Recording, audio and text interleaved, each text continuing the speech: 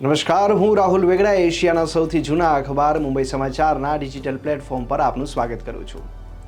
ચાલો જોઈએ આજની મુખ્ય હેડલાઇન્સ। મધ્યપ્રદેશના સાગર જિલ્લામાં મંદિરની દિવાલ ધરાશયી થતા 9 બાળકોના મોત। બાંગ્લાદેશમાં ફરી હિંસા ભડકી 27 લોકો માર્યા ગયા, દેશવ્યાપી કર્ફ્યુ જાહેર।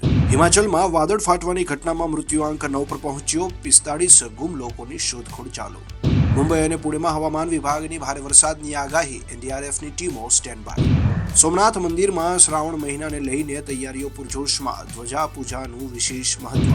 ડાંગના સાપુતારા ખાતે ચાલી રહેલા મેઘમલ્હાર ફેસ્ટિવલમાં બપોર બાદ મોટી સંખ્યામાં પ્રવાસીઓ ઉમટી પડ્યા। કચ્છમાં વિશ્વ મેંગ્રોવ્સ દિવસની ધામધૂમથી ઉજવણી, 2300 હેક્ટરમાં મેંગ્રોવ્સનું વાવેતર, ભારતના મેંગ્રોવ્સનું 70% કચ્છમાં। હવામાન વિભાગ દ્વારા આગામી 7 દિવસ માટે ગુજરાતમાં સાર્વત્રિક વરસાદની આગાહી, ઉત્તર અને દક્ષિણ ગુજરાતમાં રેડ એલર્ટ। આગામી 2 દિવસ માછીમારોને દરિયો ન ખેડવા પણ સૂચના। મેન્સ હોકી ક્વાર્ટર ફાઇનલમાં ભારતે ગ્રેટ બ્રિટનને હરાવ્યું, સેમીફાઇનલમાં કર્યો પ્રવેશ। ભારતે પેનલ્ટી શૂટઆઉટમાં બ્રિટનને 4-2 થી હરાવ્યું હતું।